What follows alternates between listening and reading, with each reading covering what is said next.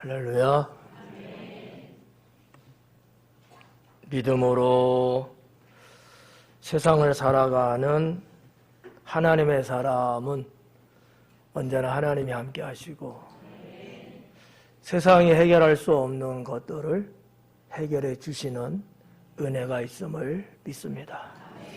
우리 서로 인사 나눌 때 이렇게 인사하겠습니다. 성도님 멋 있으십니다.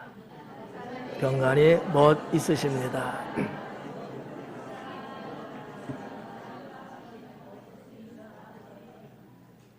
인사의 포인트는 멋 여기 있는 거야. 그냥 막 하면은 무슨 말인지 몰라. 멋 있습니다. 이건 좀 그래. 북한식이야. 하나님께서 여러분을 보실 때 멋있게 보신다. 나쁘지 않죠? 목사가 여러분 볼 때도 멋있게 보여요. 괜찮아요? 네, 저는 어떻게 보여요? 고맙습니다. 네.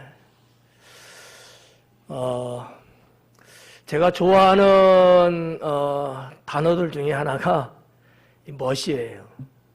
여러분들도 뭐 좋아하는 단어들 있죠? 없는 줄 알아. 한번 이렇게 체크 한번 해봐요. 내가 좀 좋아하는 단어가 뭐가 있을까?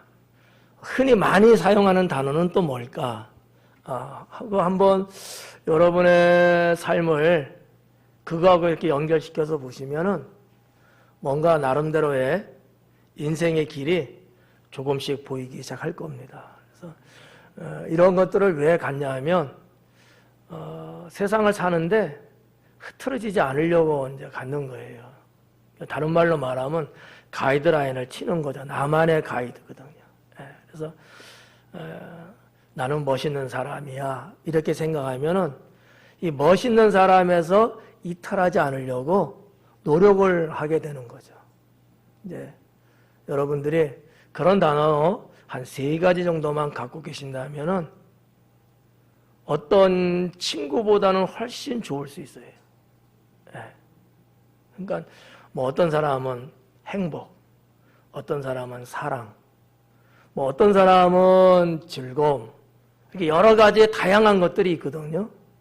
이참에 여러분들이 한 번쯤 그런 단어를 나만의 단어로 가져보는 것도 괜찮지 않겠는가 해서 권면해 드리겠습니다.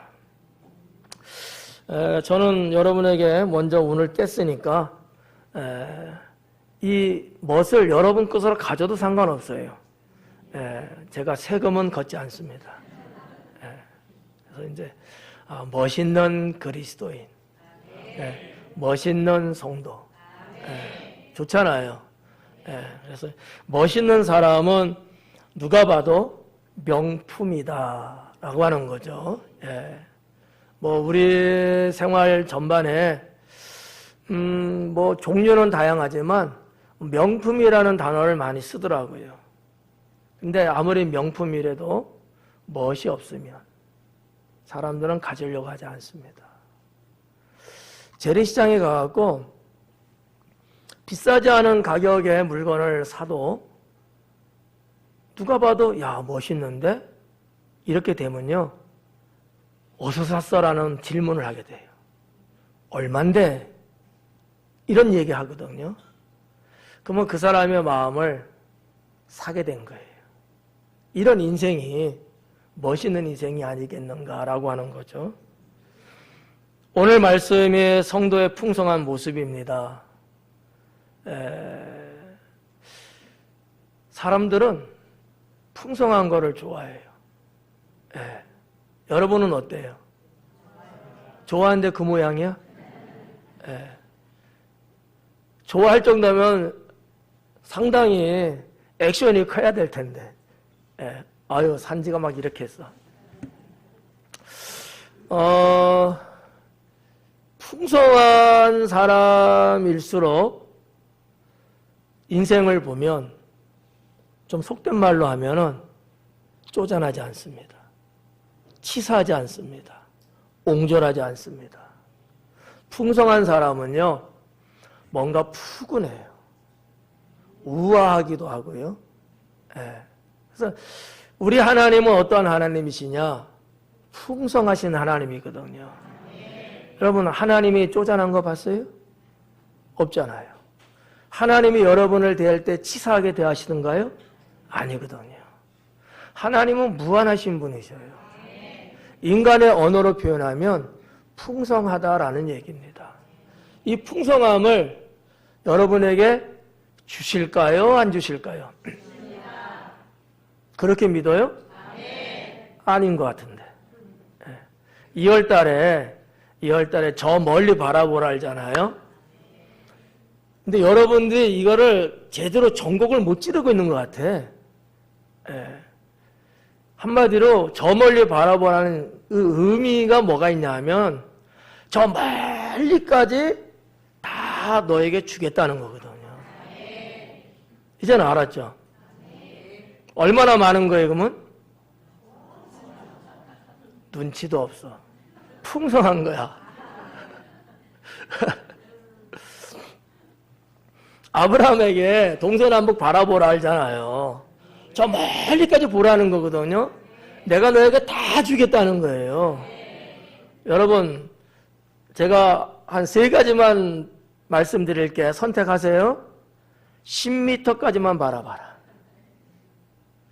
100m까지만 바라봐라. 내 눈이 보이는 저 너머까지 바라봐라. 몇 번?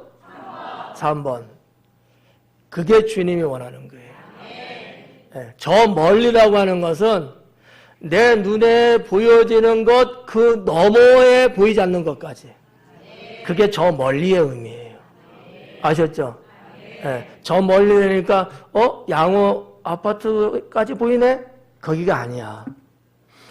사람의 눈으로는 가려서 안 보이지만 그 너머까지 말씀하고 있다라고 보시면 돼요. 이 말씀 제가 설교하면서 드렸잖아요. 네. 그러니까 성도의 풍성한 모습이 우리 하나님의 풍성한 모습과 좀 일치가 돼야 되겠다라고 저는 믿습니다. 성도들이요, 풍성하지 않으면 복이 흉해집니다. 네. 이거는 어쩔 수 없어요. 인간인지라 뭔가 풍성해야 좋아지지, 풍성하지 않으면 나도 모르게 쭈그러들어요. 때로는 치사하게 살게 됩니다. 때로는 궁생맞게 돼버려요.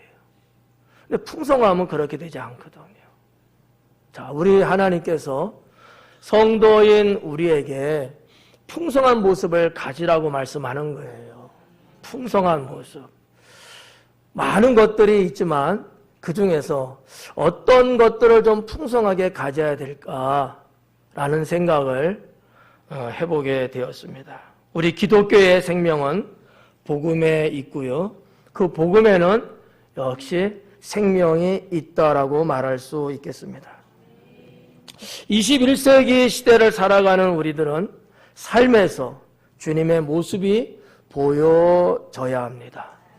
뿐만 아니라 사람들이 이것을 우리의 이 풍성한 모습, 생명의 모습, 복음의 모습을 볼 수 있어야 되고요.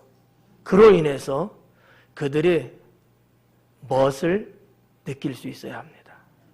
신앙과 삶이 공존하면서 두 개의 영역에서 펼쳐지는 성도의 모습은 풍성하고 멋 있어야 하고 세상 사람들에게 복음이 돼야 된다는 사실을 여러분이 기억하셔야 합니다. 그저 일상생활에서의 풍성한 모습에는 어떤 것들이 과연 있을까? 나는 오늘 말씀을 들으면서 내게는 어떠한 풍성함이 있나 없나? 네, 있나 없나? 여러분이 잘 살펴보시고 나에게도 이런 풍성한 모습을 가져야 되겠다. 네, 다른 건 몰라도 이것만큼은 내게 풍성해야 되겠구나 라고 하는 것을 느끼고 소유할 수 있기를 권면합니다. 첫째는 여유가 되겠습니다. 여유를 가져라. 어느 정도? 풍성하게. 여유를 갖는데 풍성하게 가져라. 여유는요, 우리가 살아가는데 경직되는 것을 막아줍니다. 사람이 여유가 없으면요, 몸이 굳어버려요. 누가 뭐라고 하지 않는데도 불구하고 뻣뻣해집니다. 근데 여유가 있는 사람은요, 부드러워요. 말랑말랑해집니다.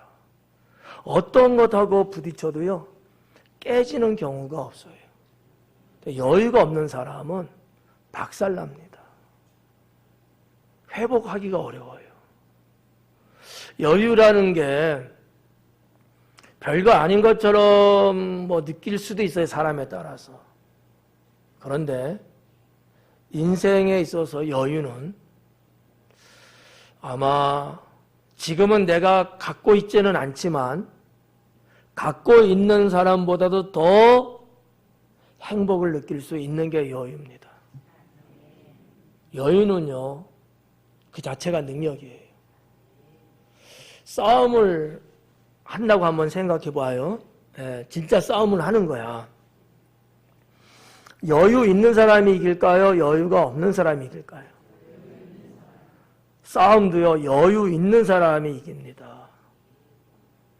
싸움을 하는데 여유가 없이 싸우는 사람은요, 버벅거려요. 감정을 앞세워서 싸우기 때문에 헛발질을 하고요, 주먹질을 해도 맞출 수가 없어요. 그래서 요즘은 우리나라 TV에 이 복싱, 권투하는 이런 시합을 보여주고 그런 게 거의 없잖아요. 특별한 채널 아닌 이상은. 옛날에는 참 많았어요. 그죠? 잘 모르나 봐, 이 동네는. 그랬어요, 아무튼. 그래서 늘 스포츠 중계하면 레슬링, 권투, 축구, 농구, 야구, 대체로 이런 것들을 일반 방송국에서 늘 했어요. 가만히 이렇게 보면요, 실력은 있는 것 같은데 마음의 여유가 없는 사람이 결국 지더라고요. 근데 여유가 있는 사람은요, 상당히 사람을 약올려. 뭔가 같이 막 이렇게 팔딱팔딱 떼야 되는데 그러지 않으니까 상대편이 화가 치밀어 오나 봐. 그래갖고 결국 경기에선 지더라고요. 모든 경기가 다 그래요. 모든 스포츠가 다 그래요. 인생도 그래요. 여유라고 하는 것은 경직되는 것을 막아주고요, 실수가 발생되지 않도록 해주는 능력이다라고 저는 생각합니다. 인생을 살면서도 여유가 있어야 돼요. 여러분 혹시 여치기 해보셨어요? 멋이 참 없는 사람들만 모였다. 뭐하고 살았어요? 여치기 있잖아요. 이렇게 딱 해갖고 훅 불어갖고 누구 구멍이 큰가 해갖고 역감 니가 내 그러잖아요. 이게 별것 아닌 것 같지만 여치기 할 때도 어떤 사람은 성질이 급해갖고 으식 하고 끊는 사람이 있고, 어떤 사람은 느긋하게 아주 능구렁이처럼 엿가락을 탁, 그 자체가 멋있어. 그래서 여치기 하나를 하더라도 막 구멍이 비록 더 작어, 상대편보다. 그런데도 여유가 있는 사람은요, 게임에서 진 거 이긴 거예요. 진 거지만 여유가 있어서 이긴 사람이 되는 거야. 철학적인 얘기예요. 단순하게 여치기에서 이겼다 졌다의 문제가 아니라는 얘기예요. 인생이 이겼느냐 졌냐의 문제라는 거죠. 성도 여러분, 성도의 여유는요, 하나님의 전능하심을 믿고 하나님의 섭리하심을 믿는 신앙에서 나올 수 있는 겁니다.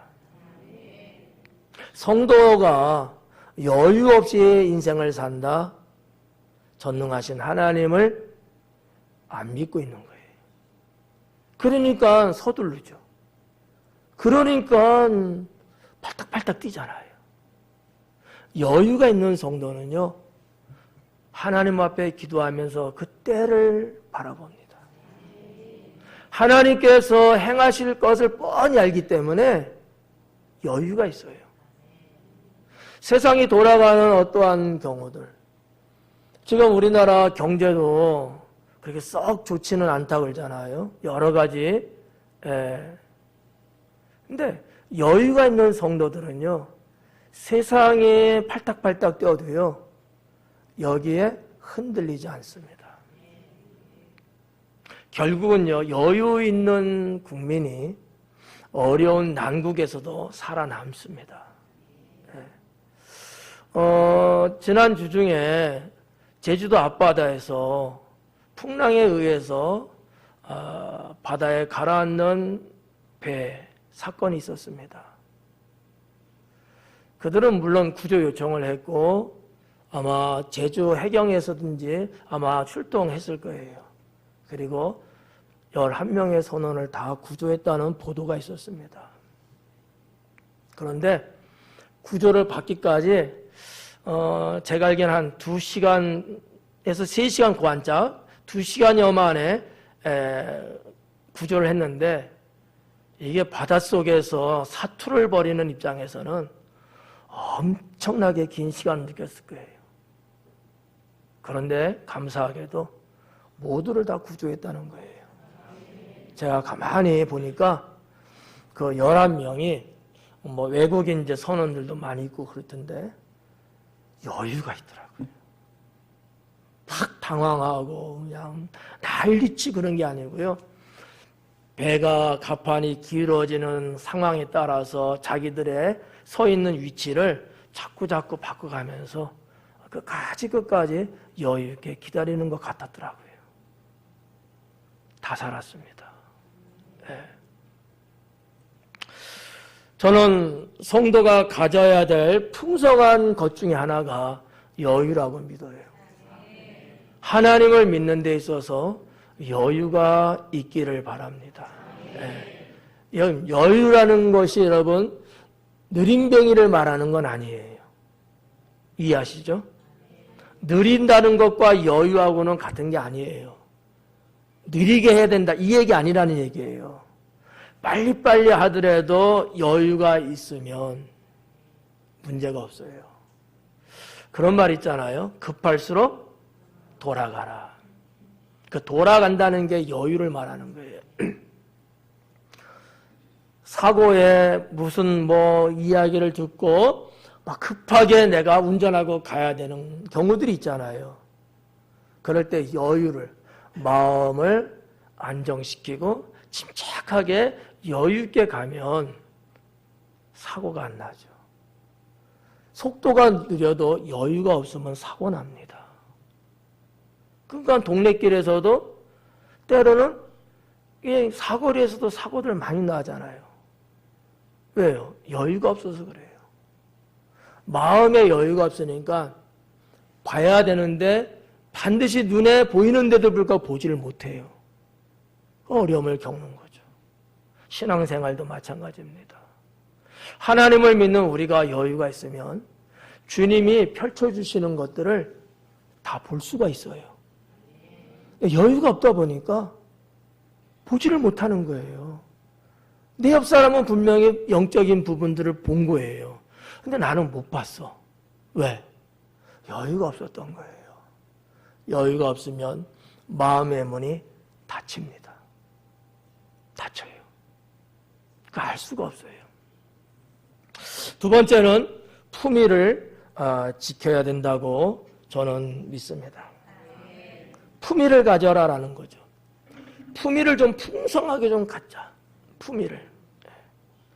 우리는 늘 하나님 자녀라는 정체성을 가지고 살아야 합니다. 이게 어떻게 보면 우리의 품위 중에 하나여야 된다는 거죠. 품위라는 게 뭔지 여러분 단어적으로 알고 계시잖아요. 인품이라는 단어를 쓰고 그러긴 하는데 이 품위가 있어야 돼요.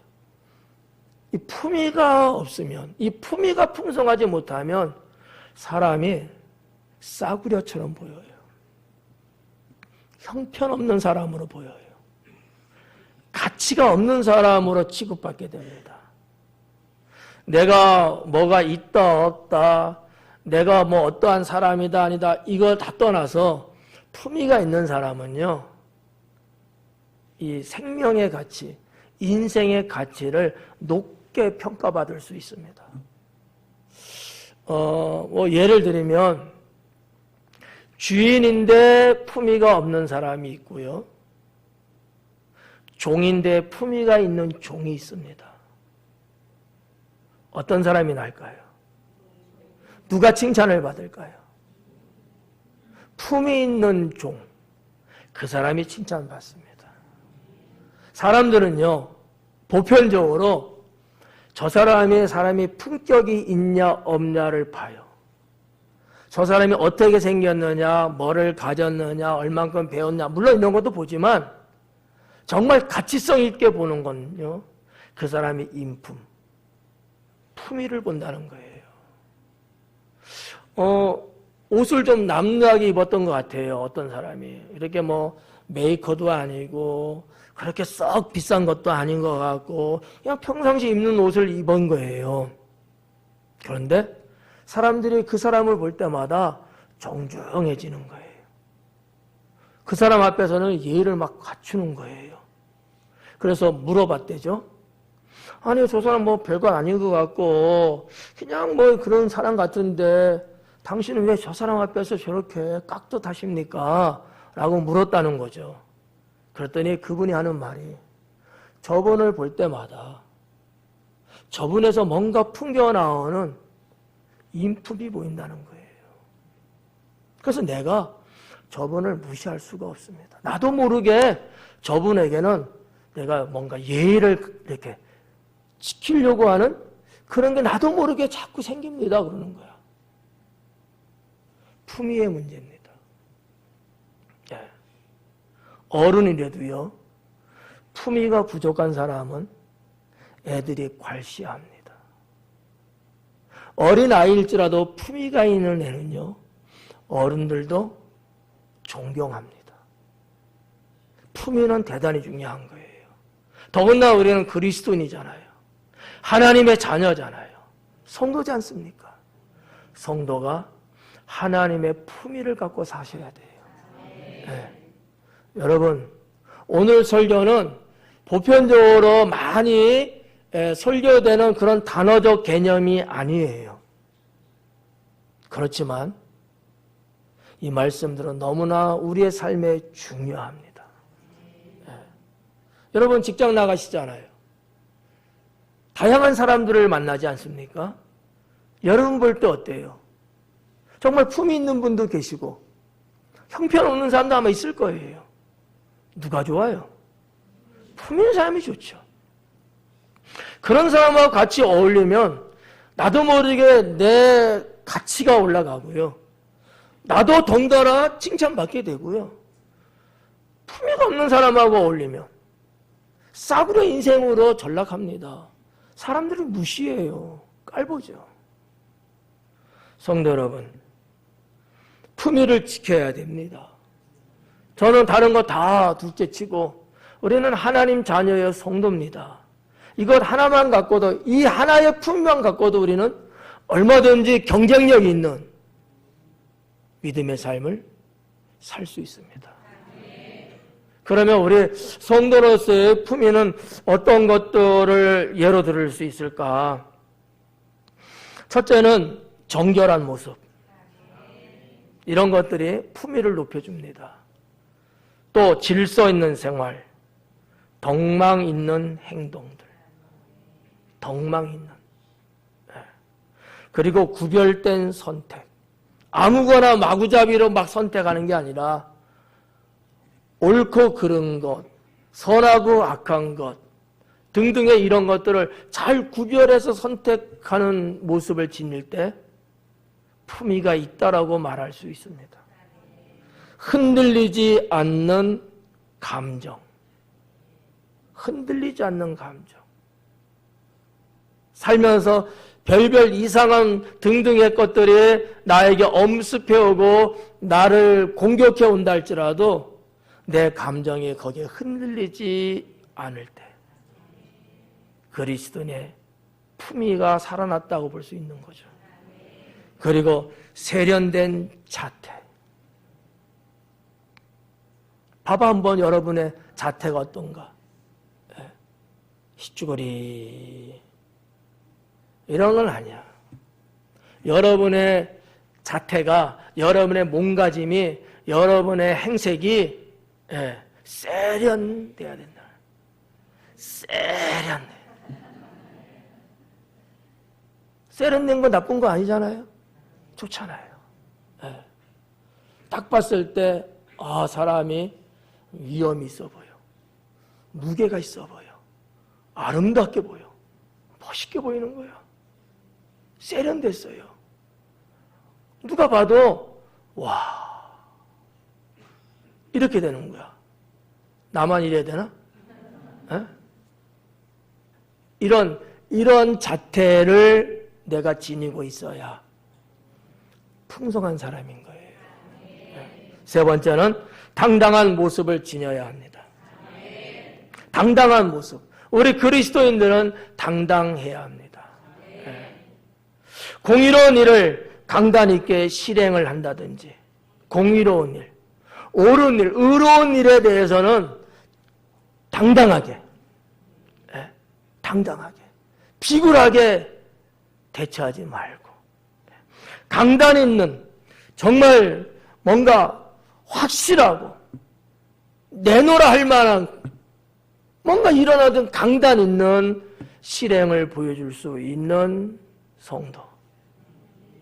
죄악에 대해서는 단호하게 거절하는 호탕함도 있어야 될 줄로 믿습니다. 죄악에 대해서는 과감하게 용기 있게 거절할 수 있는 호탕함이 있어야 돼요. 눈치 슬슬슬슬 보고, 눈치나 보고 이러면 안 돼요. 호탕함이 있어야 돼요. 호탕함이. 죄악에 대해서는 내가 단호하게 거절할 줄 알고 세상의 유혹에서 단칼에 내가 베어버릴 수도 있는 이 호탕함이 있어야 되는 이 통함. 이런 것들이 풍성해야 된다는 거죠. 우리 주님은 그것을 기뻐하십니다. 겁을 내고 도망하기보다는 담대하게 대적하는 용기가 있는 성도. 슬슬슬슬 뒷걸음치고 뭔가 주님의 일을 하려고 하는데 하나님이 기뻐하는 것을 하려고 하는데 뒷걸음질 치면서 빠져나가려고 하는 그러한 성도가 되지 마시고 정말 앞을 향하여 겁을 내지 말고 도망하기보다는 용기 있게 전진해 나갈 수 있는 그러한 성도가 될 수 있기를 바랍니다. 네 번째는 베풀며 사셔야 합니다. 이 베푸는 것이 우리 성도들에게 풍성하게 있어야 된다라는 거죠. 베푸는 것. 남에게 뭔가 내 것을 베풀어 주는 것. 이게 풍성하셔야 돼요. 어때요, 여러분? 여러분, 자기 자신의 인생을 한번 생각해 봐봐요. 한번 점검 한번 해보세요. 나는 베푸는 것이 얼마만큼 있었는가? 제가 제시할게요. 하나, 그 다음에 5, 그 다음에 10, 그 다음에 10 이상. 몇 번이에요? 아무 대답 안 하네? 설교 안 끝나는데 그러면?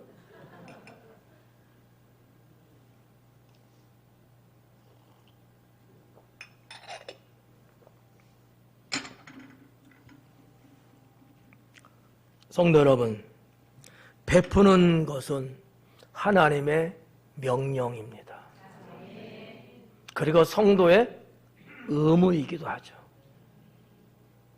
베푸는 해도 되고 안 해도 되는 게 아니에요. 남에게 베푸는 것은 하나님이 주신 명령이에요. 안 하는 것은 하나님께 죄 짓는 겁니다. 베풀며 살아야 돼요.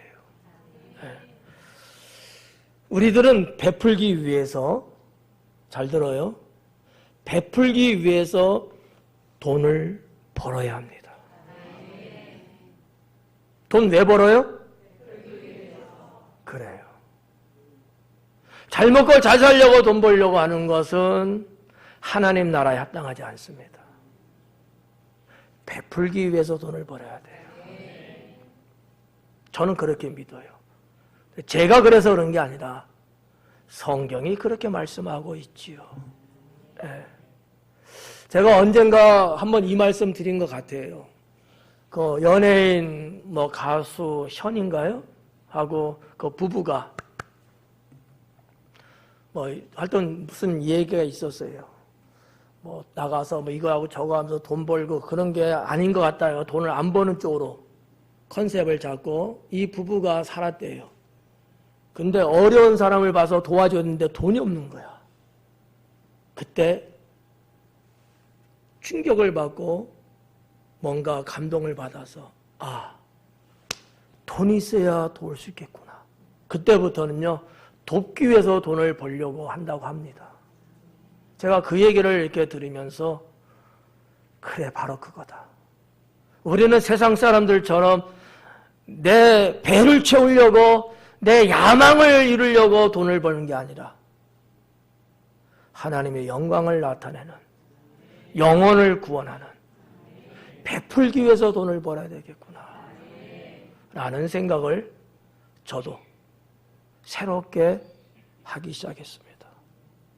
여러분, 뭔가 막 긁어 모으고 모으려고 하는 게 있잖아요. 우리들 뭐 때문에 모아야 돼요? 베풀려고 모으셔야 돼요. 여러분 통장에 막 쌓아놔. 없는 척하지 말고 통장에 막 예금도 적금도 막 하고 여기저기 막 부를 축적한다 이거야. 뭐 때문에 해야 돼요?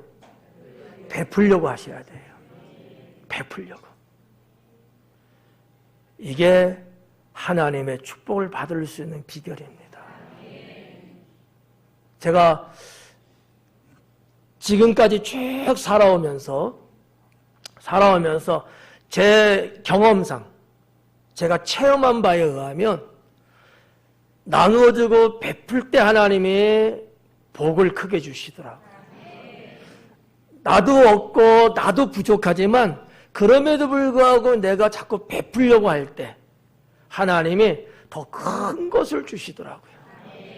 저는 살면서 이거를 많이 경험했고요. 지금도 경험하고 있어요. 지금도. 여러분이 알게 모르게 우리 교회가 크지 않은 교회, 작은 교회지만 더 어려운 교회, 어려운 목사님, 주변 사람들 알게 모르게 제가 어떻게 하든지 그분들에게 베풀려고 해요. 나도 때로는 어렵고 힘들고 그렇지만 그러나 하나님의 선하신 뜻이 뭐냐? 베푸는 거다. 베풀 때 하나님이 채워주시고요. 베풀 때 복을 받는 거예요. 그래서 성도들에게 있어서 뭐가 풍성해야 되냐? 베푸는 모습이 풍성해져야 된다라는 거예요. 베푸는 모습이. 다섯 번째는 선대해야 합니다. 남에게 선으로 대해주는 거. 선하게 대해주는 거예요. 악하게 대해주고 원수를 갚으려고 하고 막 그런 식으로 하면 안 되고 선하게 사람을 상대해 주는 거예요. 누가 되든지 간에 어떤 사람이든 간에 비록 원수일지라도 선대하는 거예요.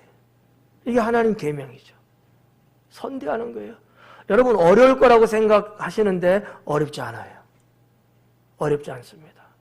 우리는 하나님께서 이미 우리를 선대해 주시면서 지금도 우리와 함께 계시고 우리를 붙잡고 계시잖아요. 우리는 하나님의 선대하심을 받으면서 지금도 살아가고 있는 사람들이에요. 우리에게는 내면에 이 하나님의 선대하시는 것이 있어요. 선대하고 사셔야 돼요. 좀 마음에 안 드는 사람이 있을 수 있죠? 그래도 선하게 대해 주셔야 돼요. 아주 밉상들이 있죠? 그래도 선하게 대해 주셔야 돼요. 누가 복을 받을까요? 선하게 대해 주는 사람이 복을 받습니다. 하나님의 원리는 단순하고 간단합니다.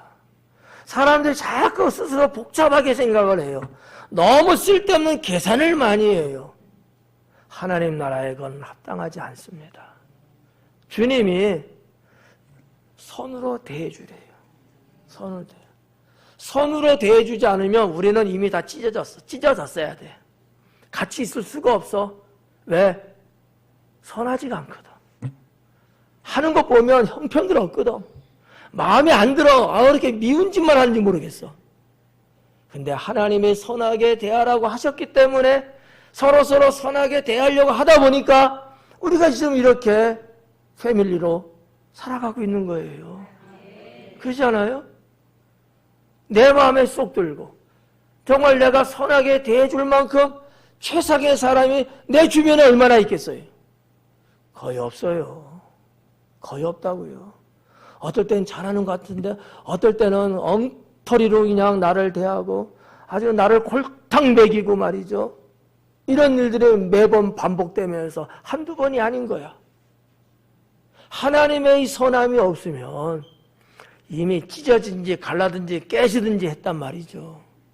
근데 선하게 대하는 것들이 있기 때문에 이런 것들을 다 포용하고 이해하고 용서하고 사랑하는 성도 여러분, 조건이나 이유를 달지 말고 누가 되든지 간에 선대하셔야 합니다. 하나님은 선하신 것 아시죠? 하나님은 선을 행하라고 말씀하고 있습니다. 심지어 성령은 선을 알고도 행치 않는 것은 죄니라 라고 말씀하고 있어요. 우리 성도들이 뭐가 풍성해야 될까? 선대하는 것이 많아야 합니다. 여러분 삶의 현장에서 누군가 내 옆에 있는 사람이든 아니면 이름 석자만 내 귀에 들려오는 사람일지라도 그들에게 선대하려고 자꾸 하셔야 돼요. 마음에 안 들 수 있어요. 2% 부족할 수도 있어요. 그래도 자꾸 선하게 대해주세요. 따뜻하게 대해주세요. 정감이 가게끔 대해주세요. 그 사람이 하나님의 큰 일을 할 수 있는 사람으로 거듭날 수도 있고요. 언젠가 분명히 여러분이 선대했는데 언젠가는 분명히 그분들이 여러분에게 선대함으로 화평함을 누릴 수 있습니다. 너무나 필요한 거예요. 그래서 저는 주무시는 분에게도 저는 선대하잖아요. 나도 언젠가 졸면은 나한테 뭐라고 안 하겠지 뭐. 내가 설교를 하면서 버벅거려도 저를 뭐라고 안 하겠지. 선대를 했으니까 다 상응하는 겁니다. 성도 여러분, 우리 믿는 사람들은요, 누구를 정죄하고 누구를 윽박질르고 누구를 멸시하는 사람이 돼서는 안 되고요. 선대해주는 사람이 되셔야 합니다.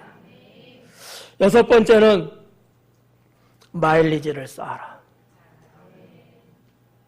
여러분 어떻게 각자 마일리지들 좀 있죠? 어느 구석에 있어요? 이 구석, 저 구석에. 어떤 마일리지를 쌓아야 될까? 천국 마일리지를 쌓으십시오. 천국. 아니 가끔 타 동네에 갔는데 카페 들어가서 이렇게 음료를 시키면 뭐 카드가 있냐고 물어보기도 하고 뭐 마일리지 어쩌저쩌 그래요. 있을 수가 없죠. 뭐 타 동네인데 없는데요. 그러니까 예 그래. 근데 저도 내가 늘 거래하는 데는 마일리지가 있을까요, 없을까요? 있죠. 예, 있어요. 뭐 그게 지금 당장 뭐 이렇게 뭐 돈으로 환산되거나 아니면 내 손에 잡혀지는 건 아니야. 그런데 내가 쓰려고 할 때는 꼭 요긴한 거야. 너무 좋은 거야. 여러분 저 항공사 마일리지가 있어요. 7만 마일리지만 있으면 세계 어디든지 갈 수 있어. 왕복으로. 공짜야. 네. 여러분에게 주고 싶은데 가족이 아니면 안 된대. 미안합니다. 우리는 살면서 우리 사회적으로 이렇게 포인트나 마일리지라는 제도 속에서 우리는 내가 뭐 원하든 원치 않든 이게 쌓이게 돼요. 왜요? 물건을 샀기 때문이죠. 어디를 방문했기 때문이죠. 인터넷에서 클릭을 한번 했기 때문이겠죠. 그렇잖아요? 여러분 뭐 겉줄에 뭐 이런 거 하잖아. 토스 그런 거 하시잖아. 누르면 10원이 떨어지고 이런 거 하시잖아. 예, 이게 쌓이는 거야. 그죠? 맞아요. 천국 마일리지를 쌓으셔야 합니다. 이게 풍성해야 돼요. 이게 풍성해야 돼. 주님께서는 너의 보물을 하늘에 쌓아두라 말씀하고 계십니다. 여러분, 세상에서 행하는 모든 것들이 다 천국에 기록되고 있다는 사실을 알고는 계십니까? 내가 이 세상에 살아가면서 나의 모든 행동과 말과 모습들이 하나님 나라에 다 기록되고 있어요. 천국의 마일리지를 쌓는다는 얘기예요. 예를 들어서 내가 봉사를 한다. 이게 하늘나라 마일리지에 쌓인단 말이야. 맡은 것에 충성한다. 쌓여요. 헌신한다. 쌓여요. 전도해서 영혼을 구한다. 쌓여요. 주님 앞에 선한 행실을 보인다. 쌓여요. 주님의 이름으로 헌금한다. 쌓여요. 다 쌓이는 거예요. 천국의 마일리지가 쌓이고 있단 말이에요. 여러분의 마일리지는 얼마나 됩니까? 잘 생각해 봐요. 여러분, 하나님은요, 천국에 쌓인 이 마일리지에 따라서 복을 주십니다. 세상의 마일리지 포인트는 여러분 잘 알잖아요. 그래서 별것도 아닌데 나보고 목사님 켜주세요 그러잖아. 에? 하늘나라 마일리지가 쌓인다는 건 생각 안 하십니까? 진짜 이게 진짜야. 이거를 쌓아야 되는 것 아니겠어요? 네. 저는 우리 성도들이 천국 마일리지 풍성하게 갖기를 원합니다. 주님 앞에 섰을 때에 자리타 칭찬받는 성도가 되기를 축원합니다. 이 땅을 살아가면서도 하나님의 위로부터 주시는 축복을 많이 받기를 축원합니다. 마지막 7번째는 기쁨을 잃지 않으셔야 합니다. 기쁨을 잃지 말자. 기쁨이 풍성해야 돼요. 기쁨이 많아야 돼요. 여러분 잘 아시잖아요. 항상 기뻐하라. 내가 다시 말하노니 기뻐하라. 기뻐하래요. 돈을 잃는 것은 일부를 잃는 것에 불과하지만 사람이 기쁨을 잃어버리면 인생 전체를 잃어버린 것과 같습니다. 기쁨이 없는 삶은 죽음이에요. 그렇잖아요? 숨을 쉰다고 여러분 살아있다고 생각하십니까? 밥을 먹는다고 살아있다고 생각하십니까? 이건 너무나 1차원적인 생각이에요. 사람은요, 그것만 갖고 사는 건 아니에요. 만약에 그것만 갖고 산다면 그건 짐승이죠. 그렇잖아요. 사람은 기쁨이 있어야 합니다. 여러분, 우리 하나님께서 태초에 천지를 창조하시고 첫째 날서부터 일곱째 날까지 쭉 가시면서 매 날마다 뭐라고요? 보시기에 심히 좋았더라가 뭔지 아십니까? 기쁨이에요. 우리 하나님도요, 창조하시면서 늘 뭐 했어요? 기뻐하셨어요. 즐거워하셨어요. 그러면서 아담과 하와에게 기뻐하라고 한 거예요. 너희는 기뻐하라는 거예요. 기쁨이 없는 인생, 기쁨이 부족한 성도, 과연 은혜로운 삶을 살 수 있을까요? 죄송하지만 어려울 겁니다. 기쁨이 충만해야 은혜의 삶이 탄력을 받을 수 있습니다. 이 기쁨이 얼마나 좋은지 몰라요. 네.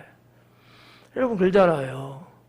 나는 물질적으로 누구보다 가난하지만 나에게는 기쁨이 있어서 행복해. 어떤 사람은 누구보다 나는 물질이 많지만 삶이 행복하지가 않아. 사는 게 기쁘지가 않대요. 이런 사람 여러분 우리 주변에 많습니다. 정말 웬만한 사람보다도 더 많은 것을 갖고 있어요. 더 많은 것을 지니고 있어요. 그런데요, 사는 게 그렇게 기쁘지가 않대요. 안 기쁘대, 사는 게. 근데 나는 그분들보다 나는 정말 가진 게 없는데요, 나는 사는 게 기뻐요. 누가 더 행복할까요? 사는 게 기쁜 사람이 행복한 거예요. 성도 여러분, 뭐를 가졌다, 뭐를 한다, 뭐가 어쩌고저쩌고 이런 얘기들 많이 하잖아요. 그런데 정말 우리가 눈여겨봐야 될 것이 있다면 나는 그 속에서 기쁨을 갖고 있느냐라는 거죠. 좀 외람된 얘기가 될지 모르지만 여러분들의 주님을 위해서 봉사도 하고 충성도 하고 일꾼으로 살아가는 건 맞아요. 제가 경계하는 게 뭔지 아셔요? 그렇게 주님의 일을 하는데 기쁨이 없다? 그만두셔야 돼요. 저는 그거 원하지 않습니다. 저는 처음부터 이것을 강조한 목사예요. 주님의 일을 하는데 어떻게 기쁘지 않을 수가 있을까? 기쁘지 않은데 주일을 하니까 이분들이와 훗날에는요, 주일을 하기 싫어하는 거예요. 이게 어떻게 가능할까? 은혜가 없으니까. 은혜를 받지 못했기 때문에 기쁨이 없는 거예요. 기쁘지 않은데 교회 일을 해. 얼마나 여러분 힘들겠어요? 얼마나 사람이 무기력해지겠냐고요. 주님은 그거 원하지 않아요. 하나를 하든 아니 아예 안 하더라도 기쁨을 갖고 사는 것을 기뻐하십니다. 여러분 그렇잖아요. 우리가 주님의 일을 한다고 하는 사람인데 기쁘지가 않아. 짜증나고. 이게 말이 돼요? 이건 아니지. 근데 사람이다 보면 때로는 너무 힘들어서 기쁨을 순간 놓칠 때가 분명히 있어요. 그래서 뭐가 필요해요? 이 기쁨이 풍성해야 되는 거야.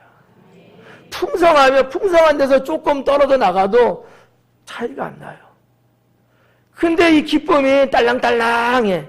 겨우 있을까 말까 그래요. 근데다가 뚝 떨어져 나가면 폭락을 하는 거죠.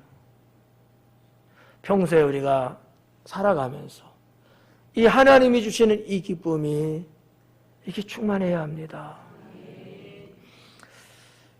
이렇게 예배를 우리 함께 드리면서 때론 여러분들이 같이 웃잖아요. 안 웃는 인생은 뭐야? 내면의 기쁨이 없는 거야. 여러분, 목사가 웃겨서 웃습니까? 목사가 코미디언이에요? 아닐 거예요. 공감하는 거예요. 영적으로 내면의 기쁨이 원래 있는 사람은요, 같이 웃게 되는 거예요. 하나도 안 웃겨. 내면의 기쁨이 있기 때문에 웃는 거예요. 이걸 알아야 돼요. 성도 여러분, 늘 기쁨으로 살아가야 영원히 힘을 얻을 수 있습니다. 영원히 힘을 얻어야 삶이 형통할 수 있습니다.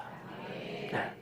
그래서 웃는 모습이 참 좋아 보이지 않아요?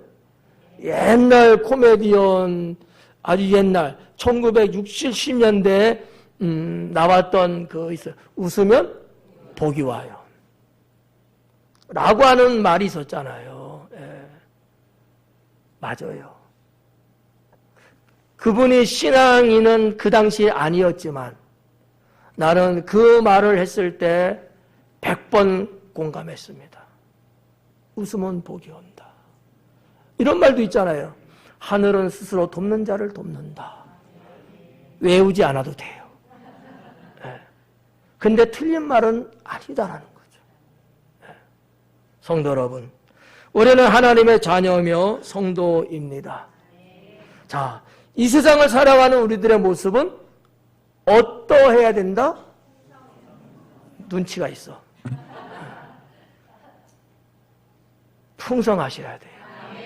여러분들의 모습이 하나님 보시기에나 사람이 볼 때나 뭐가 되든지 간에 이 좋은 것들로 풍성하셔야 돼요. 예. 이 넘쳐나야 돼요. saturation. 예? 차고 흘러 넘치는 거야. saturation. 이게 우리가 늘 말하는 충만이라는 단어죠. 기도하겠습니다.